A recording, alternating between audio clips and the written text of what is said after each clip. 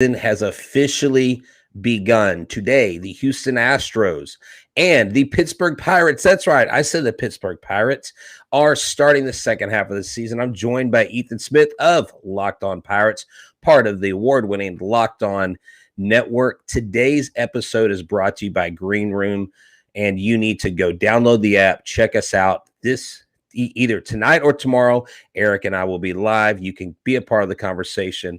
But we've got this and so many more things coming your way. We will talk trade proposals, possibly with the Pirates. We will talk about what other teams are talking to the Pirates. And do the Astros have a trade brewing with the Cubs? We'll talk about that today on Locked On Pirates and Locked On Astros.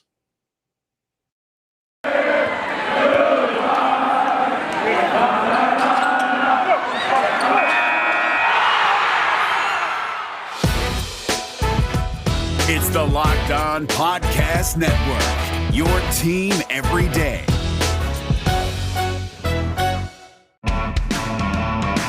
Hello and welcome to Locked On Astros, your daily Astros podcast. Here are your hosts, Eric the Man Huysman and Brett H-Town Wheelhouse Chancey.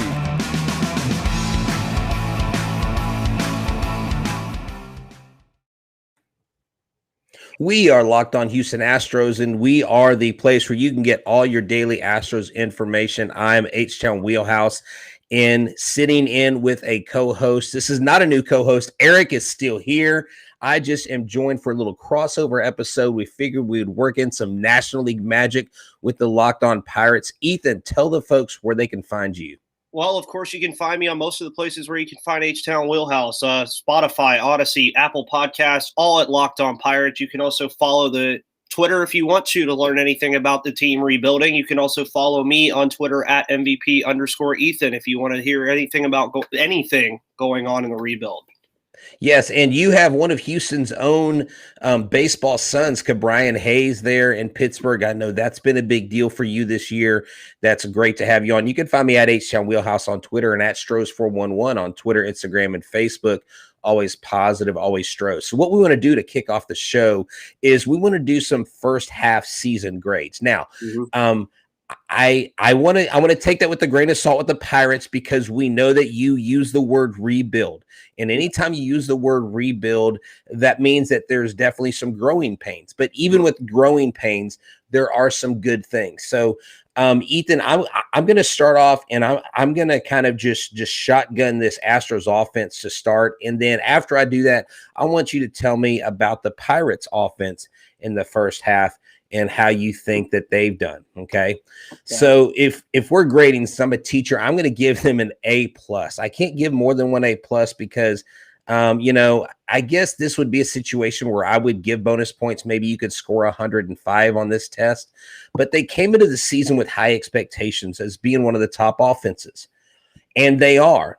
And despite dealing with COVID protocols early in the year and knocking out some major players in their roster, their MVP caliber third baseman, Alex Bregman, still being out, recovering from a quad injury, I think it's safe to say that being a top offense was maybe a bit of an understatement. They are a beast of a team. They sport the best WRC plus with 122. The closest team to them is the Toronto Blue Jays, who has quite the powerful offense. They lead in run differential, Ethan. It speaks to their pitching as well, and we'll get to that later. They lead in the lowest swing and miss rate, the highest contact percentage, again, the lowest strikeout rate. They also lead in team average, 269, RBIs, 475, runs, 496, OBP, 344, OPS, 783. And I mean, the sky's the limit. They are on a historic run. But one of the cool things about this offense, Ethan, and I don't know how much Astros you follow, but Miles Straw has been a great surprise for this team. He has been a guy that I criticized early on because I was like, last year I was like, we got to give him a chance. And then I guess this year when he had his chance, I was overly hypercritical of Miles Straw, but his plate discipline, his selectiveness, and just overall awareness. And he may not hit for power, but where he lacks in power, he has speed. He hits the ball in key situations, and he drives and runs here or there. Kyle Tucker has come in hot lately, just been phenomenal. Hitting basically the home runs. We're not tops in the league, but we've got power. We've got Jose Altuve, the leadoff guy, hitting grand slams, walking off the Yankees like he normally does, being the Yankees' daddy. It's just been a phenomenal thing because of the amount of hatred that has rained down on these hitters. And you would think, because baseball is such a mental sport, that, man, all these boos and all these heckling would bother them, and I think it's fueled them. And I'm going to round it out with this, with Brantley, with Gurriel. I mean, Gurriel last year had a less than desirable season at the plate, and this year has turned it on. It's been one of the top 3 in the league and has been going back and forth with the All-Star Game MVP, Vlad Guerrero Jr., for that top spot for the batting title. And then Brantley doing Brantley things, the professor at the plate, Dr. Smooth himself. And then Carlos Correa having a great year, showing his oppo power, showing his swag, telling the Astros, I'm worth $350 million. You need to pay me because I'm going to be here. I'm going to be around for a long time, and you can either ride with me or I'm out. And so that's a big thing. Our catchers is probably our most desirable place where we need a pickup and improvement, and we'll talk about that when we get to talking about trades. But I'm giving our offense an A+. I just tried to basically wrap everything up in a little 3 or 4 minute synopsis. Now, Pirates, where are you guys at? I know you're rebuilding, but where are you guys at offensively? If you were to give a grade A through F, where would you grade your guys? Probably in the C to D range. Mainly, most people see Adam Frazier. Yeah, he's leading the league in like pretty much every average basis and second baseman that you can see. Brian Reynolds, of course, the other all-star, above 300. Brian Hayes, he's been in a bit of a slump lately, but he's still in the 260 range. But after that, the drop goes. I mean, they're 19th in baseball on average. Of course, a lot of that is due to Adam Frazier. But more importantly, they're last in OPS behind the Mariners and the Marlins. So realistically, not too many things going great. We only have one guy in the whole lineup right now that is in the double-digit margins of home runs, and that's Brian Reynolds at 16. So I would have to give it probably at best a C minus, because after you get past the Adam Frazier leadoff, the Brian Reynolds or Brian Hayes batting second and third, realistically at that point, you're really falling off a cliff. Big part of that, Colin Moran has been hurt this year. Of course, Astros fans know Colin Moran from the Garrett Cole trade. Kevin Newman's bat did not translate from spring training when he broke the spring training batting average record. And then after that, you've probably seen about a good 9 or 10 different outfielders in the outfield this year, it seems like. But all of a sudden now you have this guy named John Nagalski. He's basically, as Dejan Kovacevic, who's one of the people who covers the Pirates, called him a beer leaguer. If you guys want to look up his name, he looks like a beer leaguer, honestly. He literally just goes up there, hits the ball, and runs to first base, calls it a day. But realistically, the offense has a lot of room for improvement. Pitching-wise, on the pitching side of things, I mean, the pitching staff has definitely been much better. We're obviously going to talk about a potential trade for the Astros and the Pirates dealing with one of our pitchers, because at one point in the year, Richard Rodriguez looked like he was going to be an all-star and one of the better closers in baseball, and has still remained a very solid closer in baseball. You also have guys like Chris Stratton who have done well. JT Brubaker has shown spurts. Max Kranick had a 5-inning perfect game, no-hitter pretty much kind of thing against the Cardinals before that game got into a rain delay and he had to come out. But that was his first ever major league game. So a lot of moving parts right now, but also after a very strong draft, you really can't expect anything less than that. As far as improvements going into the second half, just score more than 3 or 4 runs a game. Like that'd be really nice. Yeah, I know in opening day there were some offensive fireworks, and I remember listening in on some of your in-game reactions through the green room, and you were like really pumped. And we have had our lean years here in Houston. I mean, Pirates have had a share of their success and their lean years as well. It's kind of a big up and down. But one person I forgot to bring up earlier with our offense, because he doesn't play every day, is Chas McCormick. And not that he's forgettable, but there are so many hitters in this lineup, and we are in such a sweet spot. I think a great time as a Houston Astros fan and as just Astros Nation. We have Chas McCormick and Miles Straw really pushing each other. Someone I know connected with Miles Straw. I asked them about that competition between, we call him Chazzy Fizz, and I say getting fizzy with it and all this stuff. We asked them, like, what is the relationship between Straw and McCormick? And they were like, and this person told me who knows them, it drives them, it pushes them. Like they want the other to succeed. Like they want to be successful. They want to be the guy, but they also, and that's what I like about the clubhouse environment with the Houston Astros. Now, from your perspective, okay, the Pirates, you guys are in the National League. I don't even think we even play you guys this year, do we? No. Okay, so, yes. So we don't play you guys. What has been your take from a Pirates perspective about the booing and the stuff that the Astros have faced? Because we haven't really talked about it. I just want to get your take on it. I mean, realistically, it happened. It is what it is. The slap on the wrist or slap on the hand, or as people like to call it, happened already. We saw the draft. Obviously, I was big on the draft because we had the number 1 pick. The Astros did not have a pick until the 3rd round because of some of this stuff. Realistically, it's 2021 now. This stuff all happened when 2017, 2018, 2016. Right. Honestly, as a Pirates fan, if this would have happened in 2013 through 2015, when we were a very competitive team, and say it would have been the Cardinals or somebody else that did it, then I would have more reasons to be upset. But realistically, watching it, I mean, we traded Garrett Cole to Houston. I'm going to be honest.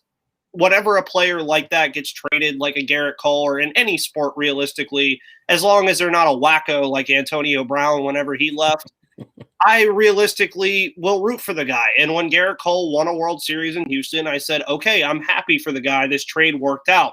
And realistically, for all intents and purposes, it didn't work out so much for the Pirates. I mean, Miguel, I can't even think of his name. Michael Perez is no longer on the team anymore. Colin Moran is dealing with injuries and stuff like that, while you have a guy like Mason Martin as a first baseman. But as far as all that stuff goes, people are going to boo regardless. It's just something that happens. But it's the same thing in any sport with any big team. People act like they don't boo the Yankees anymore. It's like the Yankees get booed everywhere they go. It's just they got booed at the All-Star game, I believe. And for me as well, is it's like being a Pirates fan. The Cubs are one of the more prestigious organizations in baseball. If I was to walk into Wrigley Field this minute, they would boo me for just having a Pirates hat on. Same thing with when Chicago comes to Pittsburgh. You just boo the Cubs. Like that's really where it comes from.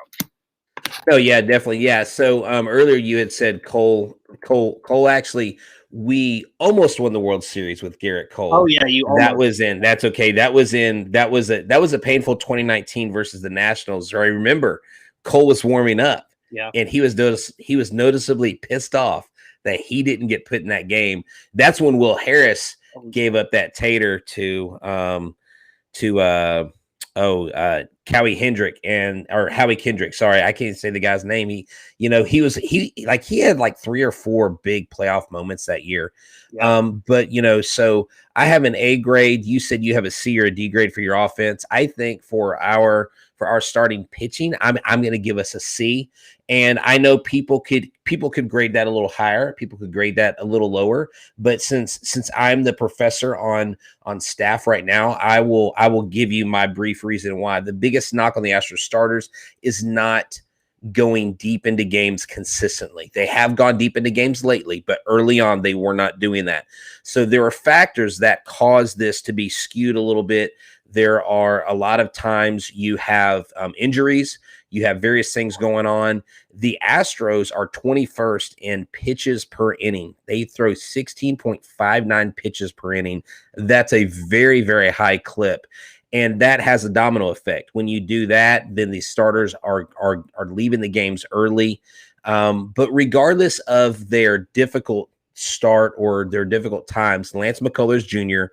and Zach Greinke have had solid years, both at 8 wins and 6 wins, respectively. Odorizzi has been a mixed bag of goods for us. He's shown flashes of brilliance. He's shown flashes of just giving up a ton of stuff. And Framber Valdez being off of this roster for the first part of the season from the freak accident where he jammed his finger and broke it, pulling a ball out of the glove from a comebacker from Francisco Lindor, of all people. Then he was out, but he's come back and he's been brilliant. So our staff, I believe, would grade out higher than a C if they had not had these hurdles to overcome. And then our relief pitching, I think, has been our biggest need. That's what will lead us here in a second, into the talk about the the Pirates and the Astros. But what I want to ask is, have you heard of Built Bar? Yes, I have. All right. So Built Bar is the best tasting bar in the land. If you eat protein bars and it's not a Built Bar, you need to apologize to your stomach and your budget, because Built Bars are affordable. They're tasty. They're wrapped in 100% chocolate. And that's right, for the healthy, conscious guy or girl, whether you are on the keto diet, whether you're trying to lose or maintain weight, Built Bars are the way to go. You can have one, you can have two. I mean, I make them a part of my high protein diet. You should too. They have grasshopper cookie, which is like the Thin Mint cookie, but in a bar. And I mean, why go get a Snickers bar or some candy bar that's just going to load the calories and load the sugar, where like Built Bars, 4 to 5 grams of sugar, 4 to 5 grams of fat, 4 to 5 grams of carbs, 130 to 180 calories total, but 17 to 19 grams of protein.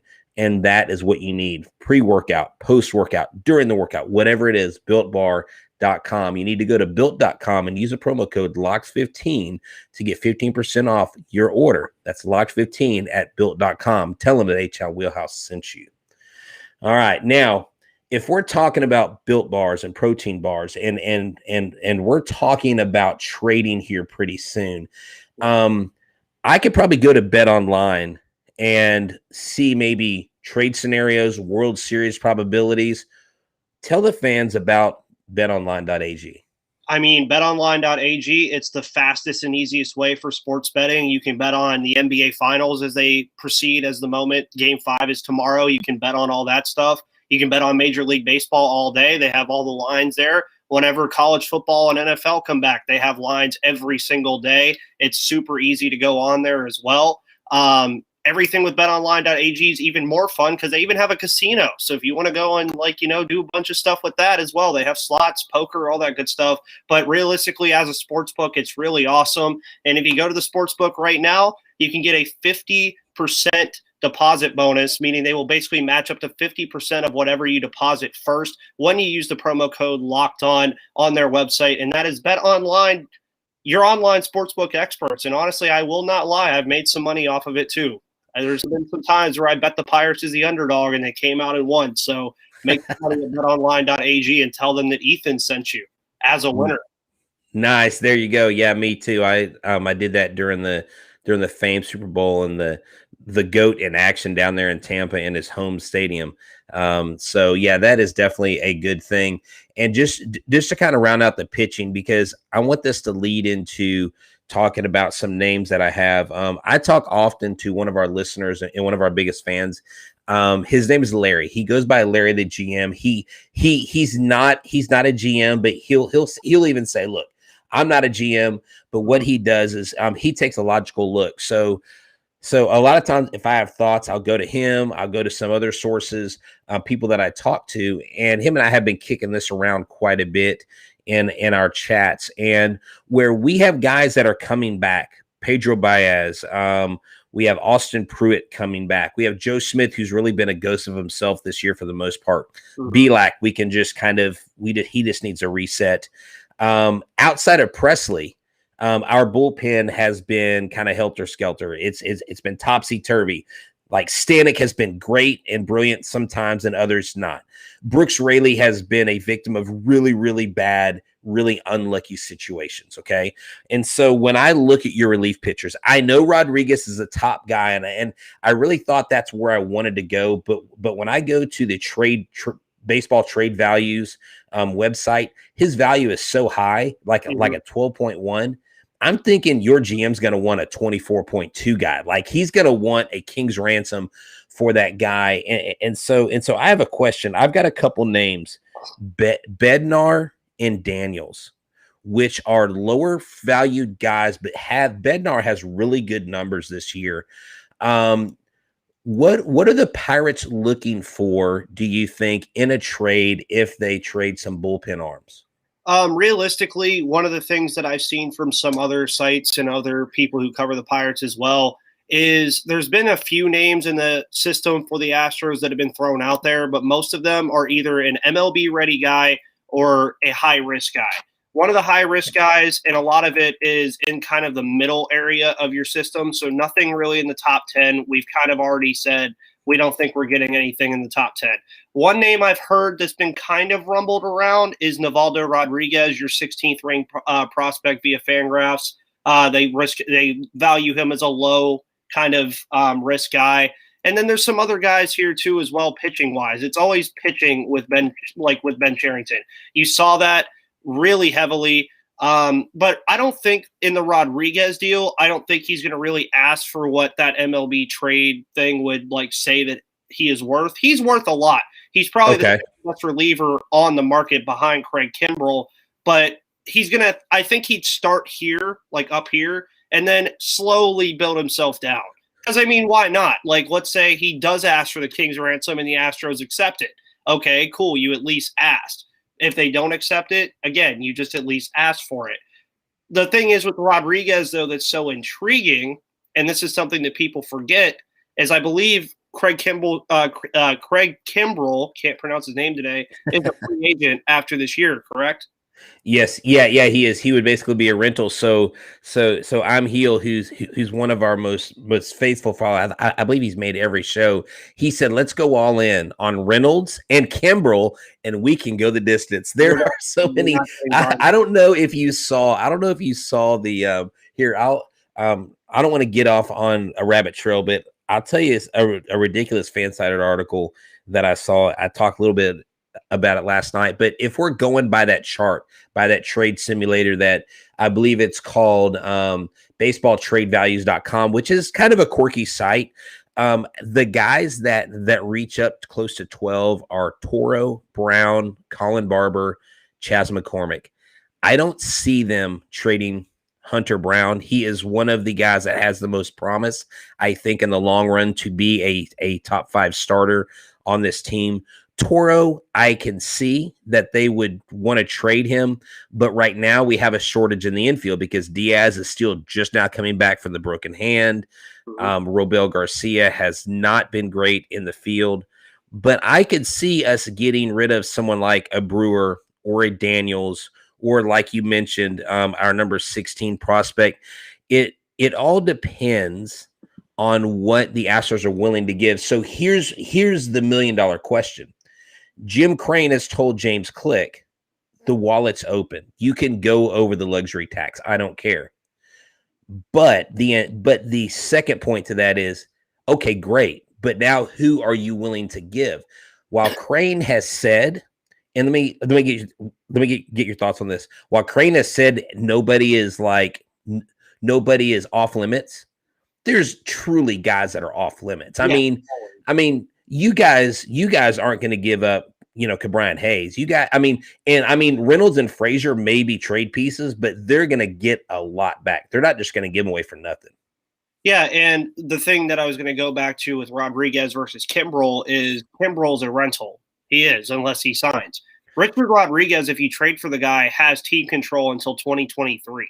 Okay. Like all the way through, which is where his value inflates a little bit because what happens if, say, the Astros do pick him up and he's like, okay, well, you're obviously keeping him, but that's a good pull in arm if he stays consistent for the next 2 years. That fixes a lot of your problems, especially I think I saw somebody say earlier that you guys need an 8th inning guy. He's normally our closer, but maybe he's that 8th inning guy for the Astros. I see I'm Heel also asked, what would the Pirates want for Bryan Reynolds? Reportedly, from what I've heard, 2 top 100 prospects and another prospect on top of that. So how can that happen? Yeah, with like 5 years of team control, I don't see Bryan Reynolds going anywhere. Exactly. Our only top 100 true top 100 prospect is Forrest Whitley, and he's not even pitching right now. So that is where I think we have some valuable pieces. I think we have some guys that offer some intrigue. It all depends. So would you say this is a seller's market because of the high there's always a demand for relief pitchers, right? But it seems like this year, because of injuries, and I really think a lot of it has to do with the 2020 shortened season. Mm-hmm. Do you think this is more of a seller's market than a buyer's market? I was going to say, now that you asked this question today, 2 days ago, I would have said yes, because I didn't expect 4 of the 5 teams in the NL East to be buying. Oh. So apparently the Phillies, Mets, Braves, and Nationals are all going to be buying. Also, that includes the Dodgers, the Giants, and the Padres. You move to the AL. Toronto's going to buy. They have to. They have too much talent on that team not to buy and try to come back. The Rays, the Red Sox, and the Yankees. That's 4 more teams in your division. Seattle's actually kind of in the mix right now for the playoffs. I don't know if people really know that, but they're 5 games above 500. So realistically, you could see some stuff like that could happen. But I really think it's more of a buyer's market this year, and teams like Detroit, Pittsburgh, Baltimore, Texas even can really capitalize on this kind of thing.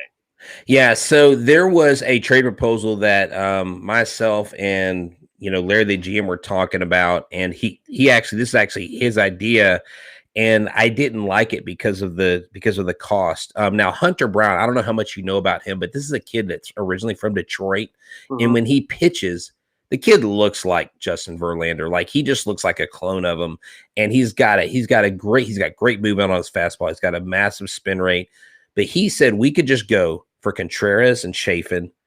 And what we would trade, this is a big go big or go home kind of trade. And this may be painful. Toro, Brown, Colin Barber, and Stubbs. I mean, those are huge. Those are huge pieces. Now, you would put a third catcher on this roster where Maldonado, what happens to him? I mean, his role would have to be reduced. Jason Castro's role seems to be next to nothing right now, to be honest. It's just one of those things where, that is a trade that I think would be awesome if it happened, but again, painful in the end. We've had good success, I think, with trading for you guys. Do you think the Pirates have gotten the short end of the stick when we've traded with you guys, or do you think some things have panned out for y'all? In the Garrett Cole trade, yes. I mean, it's kind of obvious, but I realistically don't think anybody expected Garrett Cole to become a top 5 pitcher in baseball after that trade. The way he looked in Pittsburgh, he looked like he was just kind of like a mid-level, above-average guy. And then all of a sudden he turns into this. At the time, also, Michael Perez, Colin Moran, and some of those other pieces were also not really known commodities yet. So the fact that they did turn into guys that were on the major league roster is good enough. If you want to bring up catchers, not sure how you feel about this, but Jacob Stallings is another guy you could watch as a guy that could move for the Pittsburgh Pirates. He's more defensive first, but he does have a .250 batting average this year, so he can still hit the baseball. He would not come near the premium that Contreras would come. I would say that. But he's a guy that you could watch too. I mean, as I've mentioned before, I think the only 2 or 3 guys on this team that are untouchable are Ke'Bryan Hayes, Brian Reynolds, and Mitch Keller. Mitch Keller's in AAA right now trying to figure out his command. I don't know what the world's going on with all that at this point. But on the major league roster, there's 2 guys that are untouchable. That's Ke'Bryan Hayes and Brian Reynolds. Everyone else, if Ben Cherington gets the offer he wants, they might be gone. So what kind of deal would Adam Frazier be going to? I mean, does he have 2 years left? What kind of contract does he have? Adam Frazier, as of right now, going into this offseason, is arbitration eligible. So you would have him for the trade deadline, the rest of this year, and then next year, and his age 30 season next year, and then he's a free agent. Which is why some Pirates fans, obviously, we finally get an all-star and you're going to trade him again, just like with Josh Bell, who's hitting like 210 with the Washington Nationals right now. They're all like, why are you trying to trade him? And then, like, you hear about Brian Reynolds, and they're like, why are you trying to trade him? It's very much different in the 2 cases because Brian Reynolds is 26 with like 5 years of control. Jacob Stallings is another guy. He has a lot of control as well. So if the Astros decided to go that route as far as catcher, I believe he's 3 or 4 years. That's probably the one thing the Pirates have right now that's very good for their rebuild. A lot of these guys are under control. One of those guys happens to not be Adam Frazier, which is why the trade market for him is so high, because the Pirates are willing to move on from him, because are we really going to be competing in his age 32 or 33 season?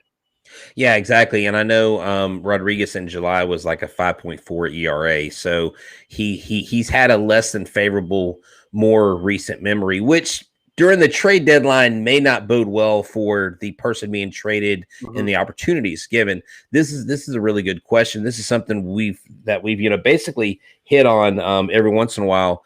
It says we might not have to trade anybody. This is Larry Oviedo. If Baez comes back and is coming back, and in the playoffs, starters will go in as relievers as well. So basically, here's what I think he's trying to say.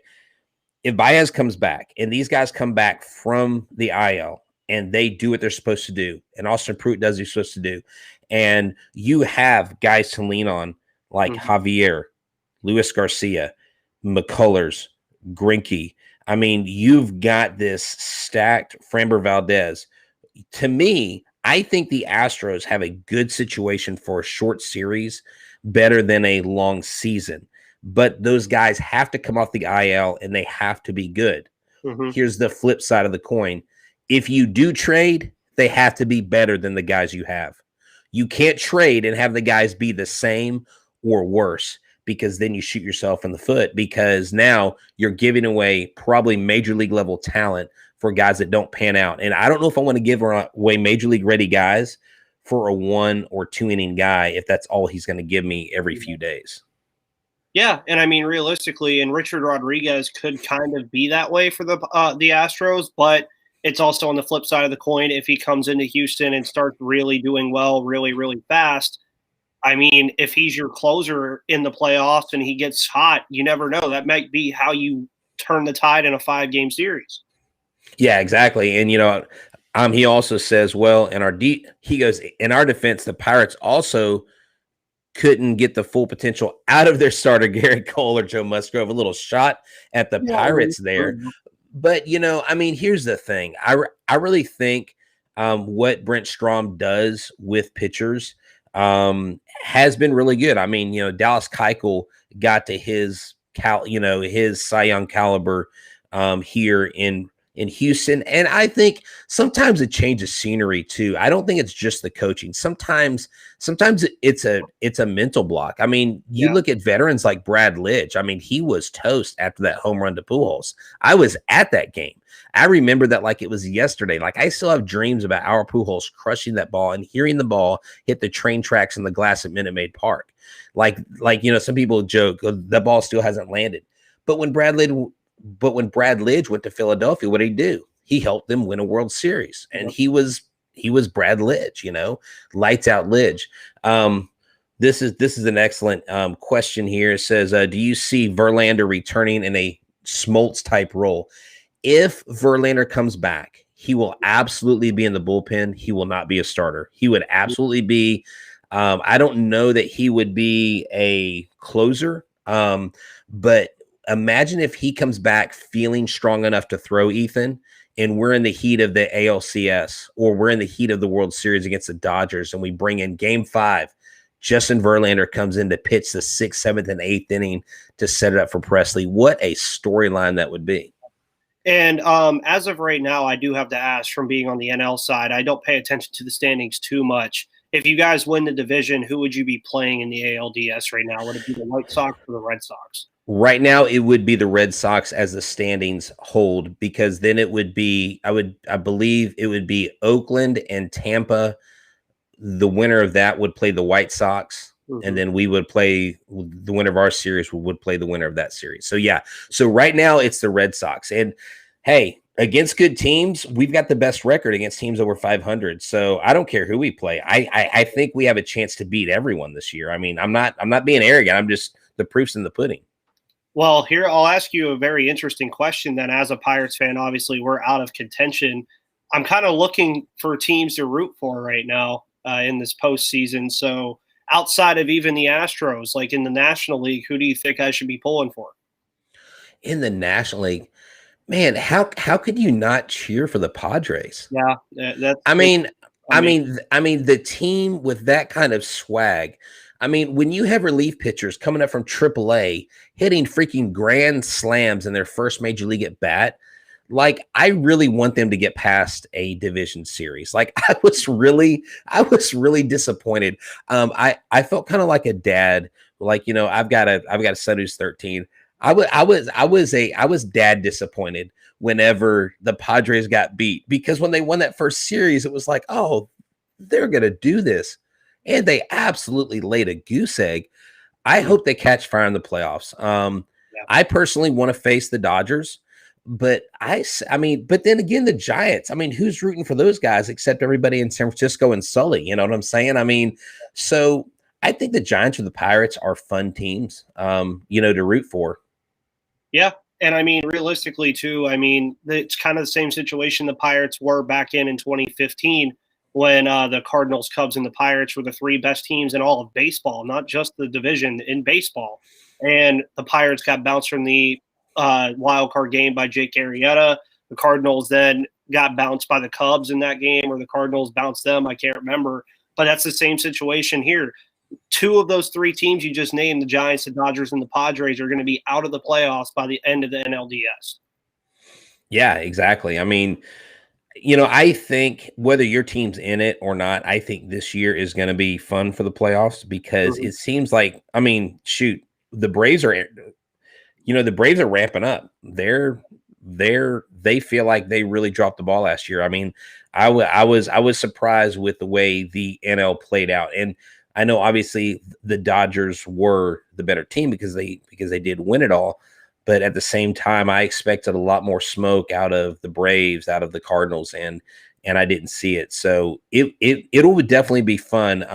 I think what we'll do is we'll go ahead and wrap it up here. Ethan, final thoughts on your Pittsburgh Pirates going forward. What should the fans be looking for the second half of the season? Realistically, can Brian Hayes come out of this recent slump he's had in the last 15 games? I would say yes. Pitchers are throwing to him a lot of heat inside, so we'll see how he bounces back from that. But realistically, the individual development that you see in the farm system and at the major league level with some of these younger guys, I'll be honest, sometimes it's more fun to watch Altoona, Bradenton, Greensboro, and Indianapolis than it is the major league team. I understand that. So why not do it? I mean, realistically, you have fun guys in the system that maybe even as soon as next year are going to be here. O'Neal Cruz is a 6'7" shortstop. The only other guy that's 6'7" in Major League Baseball right now happens to be on H-Town Wheelhouse's most hated team, and that's Aaron Judge. So that's something to be excited for. Nick Gonzalez, the first-round pick from last year, was awesome. Yes, I am heel. We will make sure we touch first base, by the way. I knew that was coming. Every time I do a crossover, I knew it was coming. And by the way, a complete aside, Will Craig has now been released and designated for assignment by the Pirates and is now heading to Japan after that play that he had with Javi Baez. Really? Actually a thing.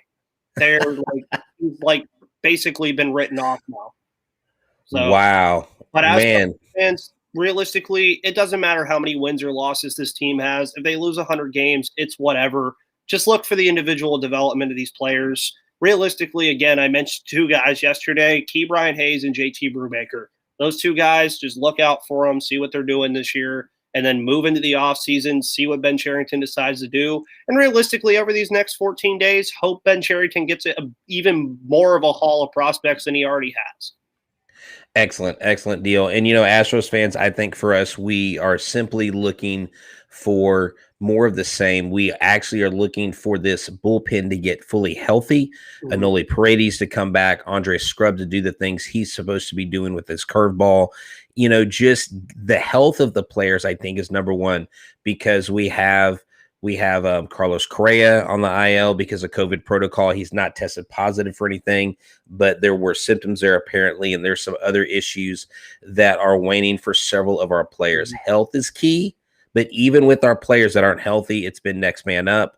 We have a solid top to bottom lineup, and I don't see them relinquishing the division lead. If they do, it will be maybe for a day or two, and then they'll get right back on top, because I think Oakland has a lot more to desire and need than we do. And my final thought is, I don't think we have to trade. I think we can win the 2021 World Series without making a trade, breaking a bank, or giving up too much. That's my hot take. I'm H-Town Wheelhouse with Locked On Astros. We're your team every day, joined by Ethan. here from the Locked On Pirates Network. And in Locked On the Locked On Today episode, you want to check out and hear, did Tom Brady, he gave sports fans another reason to love him or hate him? Get more of the sports news you need in less time on Locked On Today podcast. Follow the Locked On Today podcast on Audacity app or wherever you get your podcast. Join the great Peter Bukowski as he breaks things down in less than 20 minutes. We're the Locked On Network. We're Locked On Astros. Join with Locked On Pirates. Go Brian Hayes. Go get out of that slump. Let's go some H-Town love to you in Pittsburgh. Ethan, thanks for joining us. Oh, You yeah. have a good one. And we're out. Thank you.